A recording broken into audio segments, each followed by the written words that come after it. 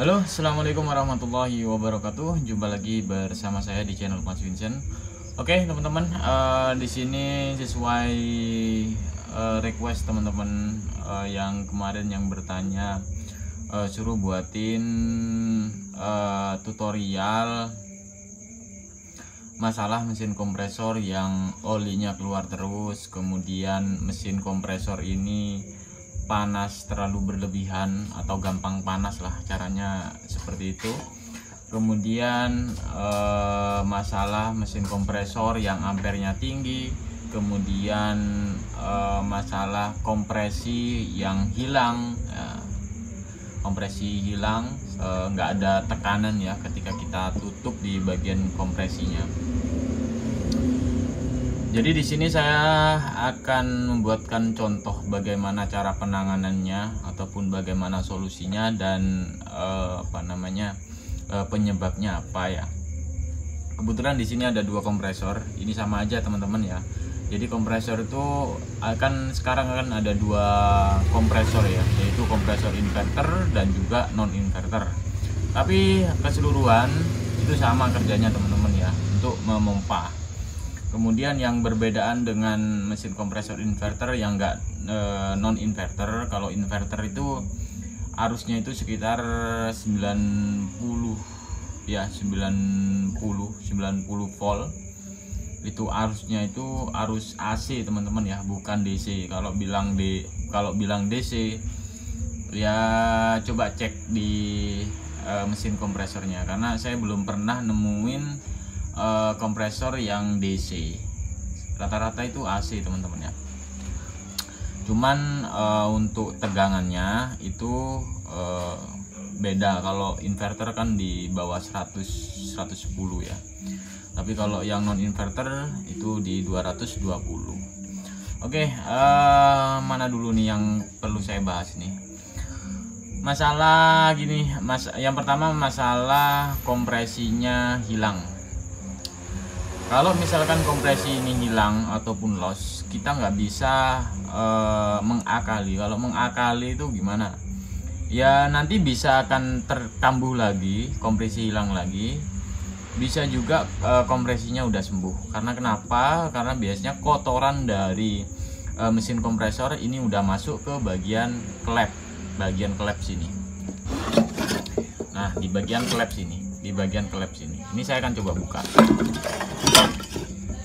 Jadi cara yang paling efektif untuk mengatasi kompresi yang loss ataupun kompresi hilang, kalian harus belah mesin kompresor ini teman-teman, supaya hasilnya itu puas, bagus gitu.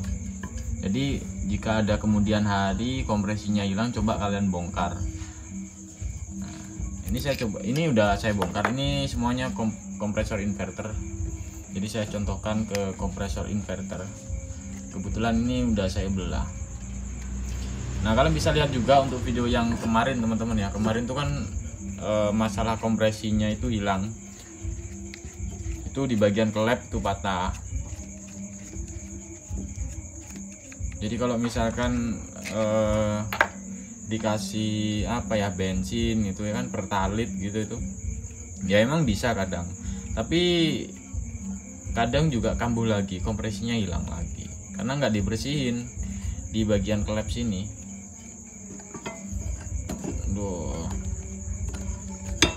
Ini saya buatin tutorialnya. Sebenarnya cara seperti ini udah sering saya upload. Kalau yang pertama itu saya sering upload masalah mesin kompresor. Nah, kalau belah kompresor seperti ini kadang-kadang kalau udah waktu renggang gitu baru saya tangani.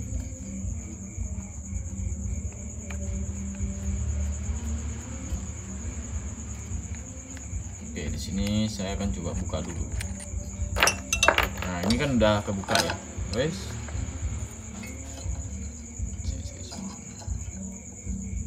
Ini pak. Nah, ini udah saya buka teman-teman ya. Ini kan begini.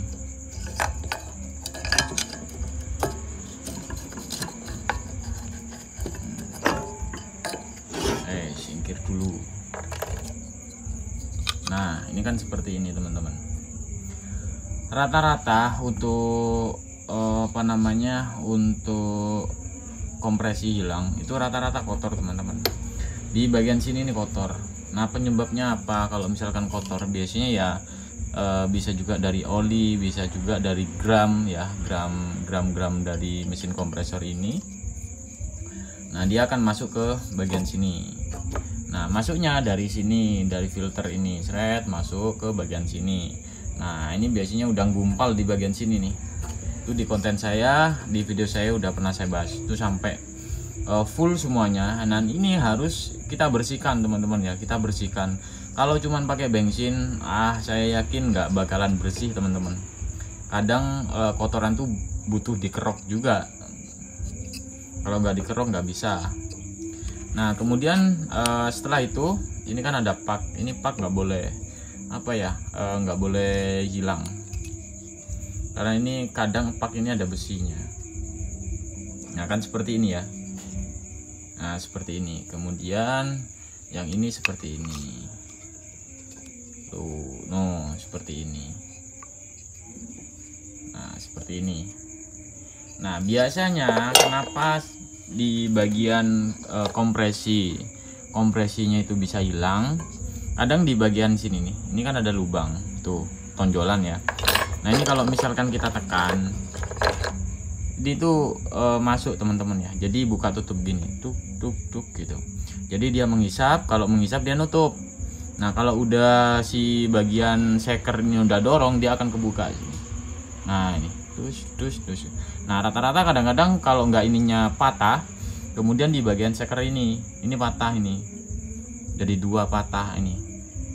Biasanya itu paling banyak itu kulkas Mas Pion kalau nggak salah. Nah, itu sering patah. Nah, kalau yang kemarin di video saya itu patah di bagian sini. Nah, di bagian sini ini patah. Ini juga kadang-kadang kotor banget nih teman-teman. Saya buka. Nah, di bagian sini nih. Nah, ini patah ini. Karena ini kan buka tutup nih. Tuh.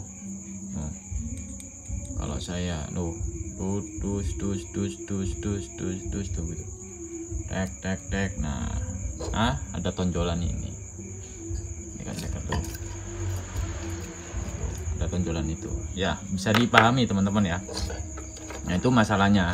Kalau misalkan kalian hanya menggunakan bensin ya itu kurang efektif. Kalau menurut saya sih gitu teman-teman. Pengalaman saya itu seperti itu. Itu udah saya terapkan dulu seperti itu kambuh lagi. Makanya saya nggak pernah nerapin cara yang seperti itu lagi. Nah, ini seperti ini.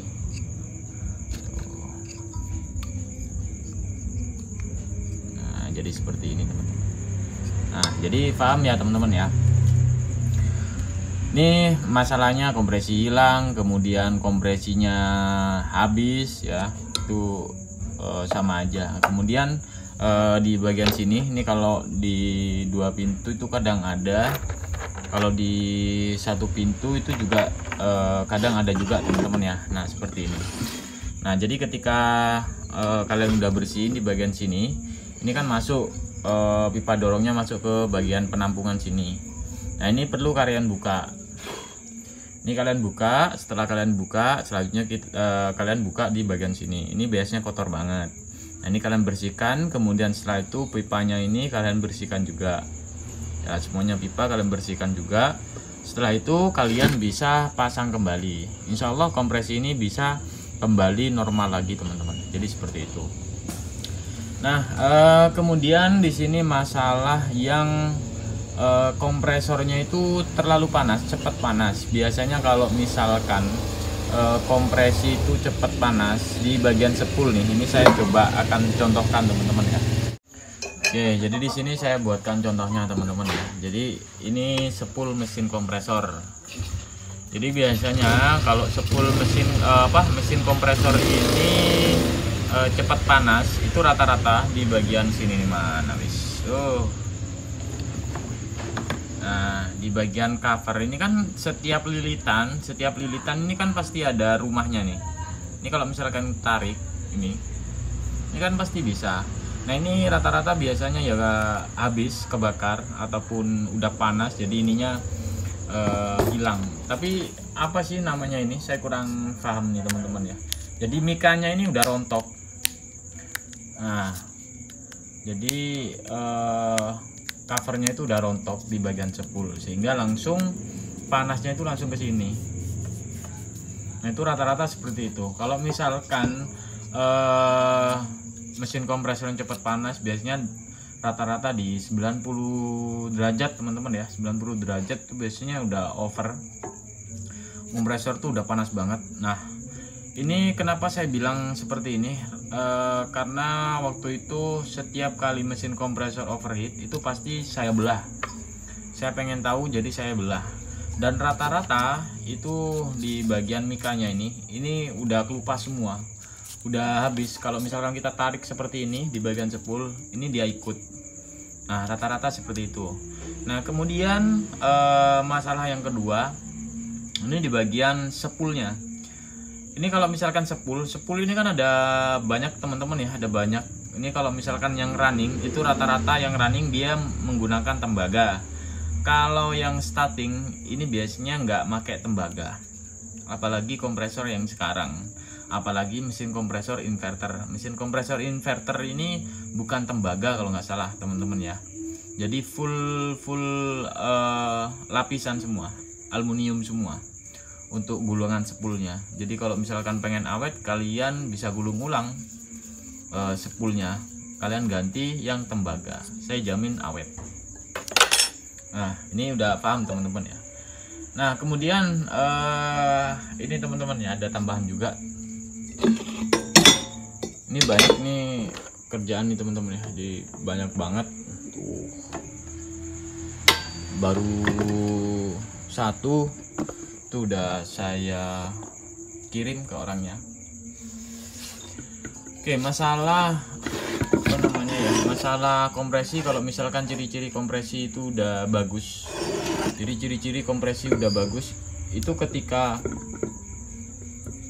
apa ya, ketika kita udah pasang ya, kita misalkan ini udah kita pasang, ini kalau misalkan kita putar seperti ini pasti kuk gitu. Ini pasti putar gitu. Itu berarti kalau misalkan udah seperti itu kompresi udah bagus, saya jamin itu udah bagus. Jadi nggak ada kompresi yang loss lagi teman-teman ya.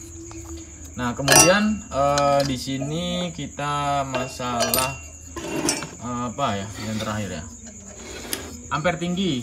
Oke, untuk yang ampere tinggi ini ada beberapa penyebab teman-teman ya. Ampere tinggi itu bisa disebabkan karena sepul ya, sepul udah berkurang, nilainya udah berkurang, kemudian sepulnya udah nggak bagus ya, karena ya memang sepul mesin kompresor yang sekarang itu kan rata-rata bukan tembaga tapi campuran aluminium.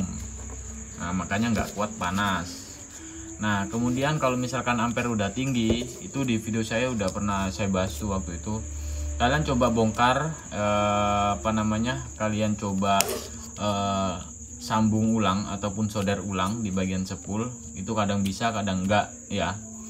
Kemudian kalau misalkan tahanannya ataupun nilainya udah berkurang, ini mendingan nggak usah kalian kerjakan, nggak usah kalian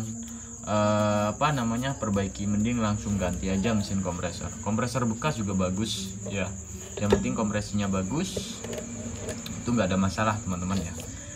Kemudian kalau misalkan ampere tinggi di bagian sepul itu masih aman, coba kalian cek di bagian voltase listriknya, voltase rumah. Kalian coba cek apakah tegangan voltase listrik itu mencapai 220, minim itu 190 ya. Kalau menurut saya itu 190, karena kalau di bawah 190 rata-rata sepulnya cepat panas, mesinnya cepat panas, jadi seperti itu. Nah untuk menurunkan ampere kalian bisa gunakan kapasitor. Nah ini banyak nih kekeliruan ya masalah pemasangan kapasitor. Jadi untuk kapasitor ini nggak harus kita sesuaikan kapasitornya teman-teman ya, itu cara yang salah. Tapi kita harus sesuaikan ampere dari mesin kompresornya. Jadi kita butuh berapa nih? Misalkan untuk menurunkan mesin kompresor, ampere mesin kompresor ini kan kita butuh yang namanya kapasitor. Nah, kapasitor ini kita harus sesuaikan teman-teman. Apakah dengan kita memasang kapasitor 4 mikro di sini ampernya sudah berkurang atau belum? Atau semakin naik. Nah, kalau misalkan masih belum turun juga, kita pasang di kapasitor 4 mikro, berarti kita harus memasang yang lebih tinggi lagi, yaitu bisa 6 mikro, 5 mikro. Jadi yang kita sesuaikan tuh ampernya, bukan kapasitornya ya. Jadi kapasitor ini nggak harus 4 mikro, nggak harus 2 mikro, jadi seperti itu. Kadang ya 1 mikro udah turun, jadi seperti itu ya. Ya mungkin itu aja ya untuk video tutorial kali ini. Semoga video ini bisa bermanfaat untuk teman-teman semua dan semoga sehat selalu. Karena musim hujan ya, jadi jaga kesehatan ya. Mungkin itu aja untuk yang teman-teman tanyakan, nanti bisa tulis di kolom komentar. Insyaallah pasti akan saya jawab, semuanya pasti saya akan jawab ya, karena ya nggak mungkin juga ya, karena harus menjawab ratusan komentar dalam satu hari ya, karena kan saya kerja juga teman-teman, jadi mohon maaf dan dimaklumi ya, kayak gitu. Dan untuk yang WA juga balasnya lama ya, karena ada kerjaan juga ya kan. Ya mungkin itu aja. Jangan lupa untuk di like, share, dan subscribe supaya kalian nggak ketinggalan info terbaru dari saya. Assalamualaikum warahmatullahi wabarakatuh. Sampai jumpa di video selanjutnya.